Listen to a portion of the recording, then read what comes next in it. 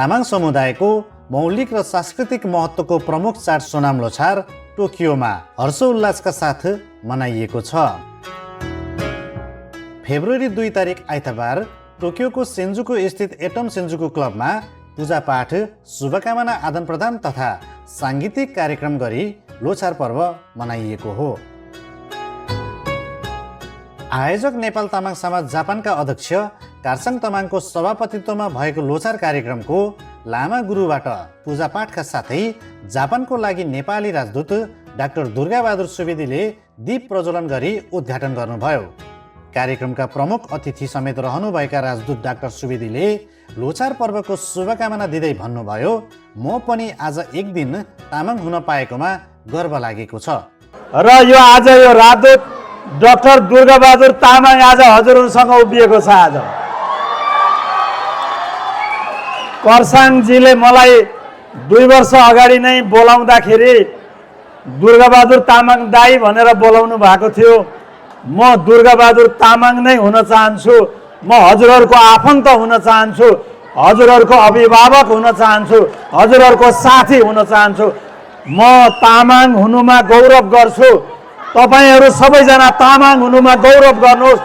म नेपाली हुनुमा गौरव गर्छु, तपाईहरू सबै नेपाली हुनुमा गौरव गर्नुहोस्। किनभने हाम्रो देश बहुजातीय, बहुभाषिक, बहुधार्मिक, बहुसांस्कृतिक राष्ट्र हो।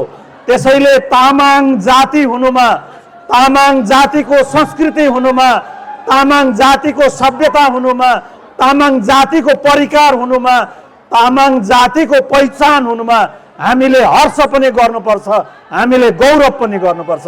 आज यो गौरव गर्ने दिन हो, आज हर्ष मनाउने दिन हो। आज हामी सबै नेपालीहरू एकजुट हुने दिन हो।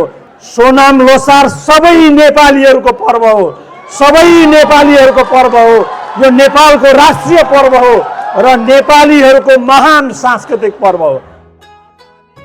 लोछार कार्यक्रममा उपस्थित एनआरएनए आइसिसीका उपाध्यक्ष रोबिन शेरचन, एनआरएनए जापानका अध्यक्ष नवीन न्युरे, नेपाल आदिवासी जनजाति महासङ्घ जापानका अध्यक्ष हवल चन्द्र लामा, नेपाल जनप्रगतिशील मञ्च जापानका अध्यक्ष मोहन पौडेल, काभ्रेको पनौती नगरपालिका 11 का वडाध्यक्ष विपिन लामा लगायतले लोछारको शुभकामना दिनुभयो।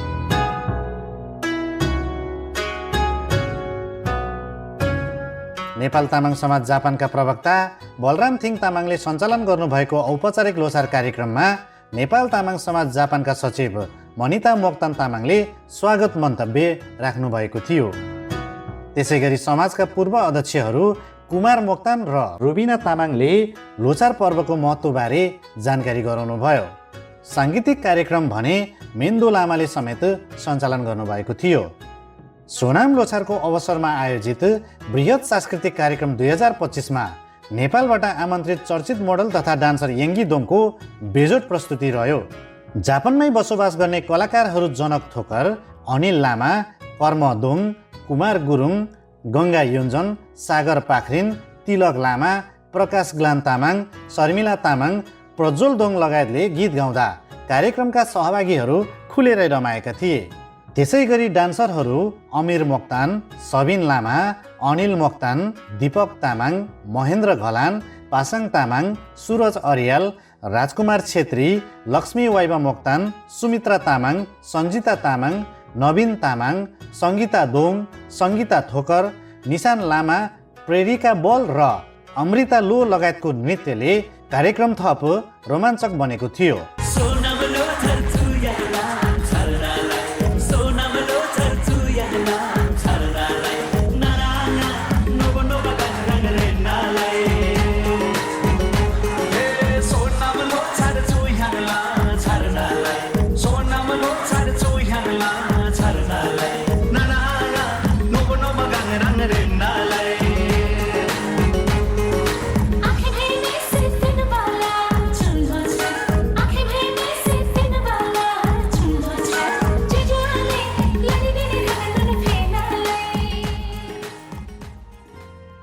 टोकियोमा सम्पन्न लोछार कार्यक्रममा यसपटक 1200 भन्दा बढी जनसहभागिता रहेको थियो।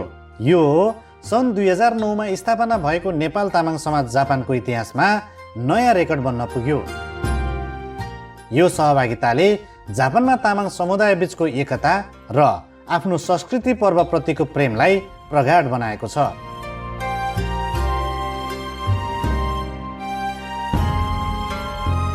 सोनाम लोछार मनाउन टोकियो, चिबा, साइतामा र योकोहामाबाट किशोर किशोरीहरू तामाङ वेशभूषामा कार्यक्रम स्थल आइपुगेका थिए।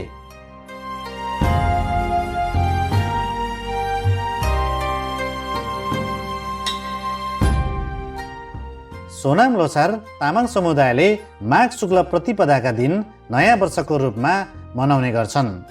यो वर्ष मञ्जुश्री सम्मत 2861 डुल्लो शाहपोखरी सर्पवर्ग सोनाम लोछार मनाइएको हो।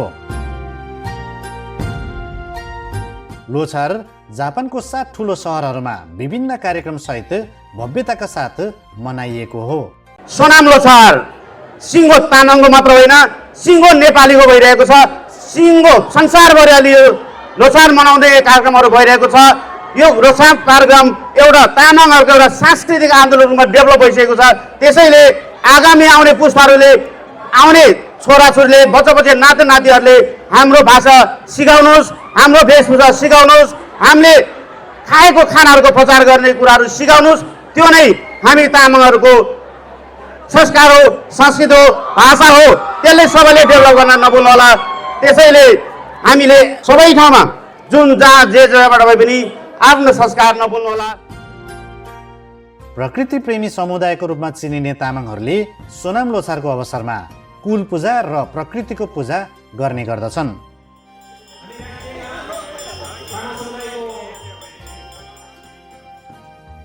विशेष गरी लोछारमा छोरी चेली र आफन्तहरू बोलाएर टिका लगाइदिने गरिन्छ र मिठो परिकारहरू बनाएर खाँदै नाचगान गर्दै रमाइलो गर्ने चलन छ।